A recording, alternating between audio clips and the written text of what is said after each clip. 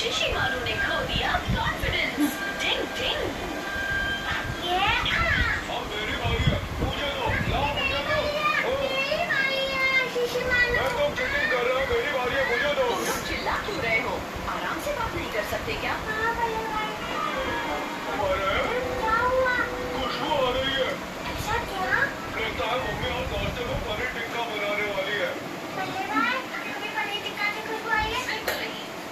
देखा, मेरे को भी कोई खुशबू नहीं आई है। तुम्हारी नाक खराब हो गई है शिशिमारू। नहीं शिज़ो, एक डॉगी की सूंघने की शक्ति इंसानों से 100 गुना ज्यादा होती है। ठीक है ऐसा? ये सही कह रहा हूँ। বুঝলে तो चलो उस কি पनीर বানাইছে टिक्का को হ্যাঁ पनीर से खाते चलो। আৰু এই গোটা গোটাটো কি आलू ये दोनों भी ना हैं? बस हमेशा शोर करते रहते हैं। আলু ব্ৰিজ কি আৰু ন কি ক'ব জানা নাই কি বনাই यहाँ तो कुछ भी नहीं बन रहा शिशिमारू ने झूठ क्यों बोला? मैंने कोई झूठ नहीं बोला। কি potato bites কেনেকুৱা লাগিছে पनीर टिक्का बना रही है।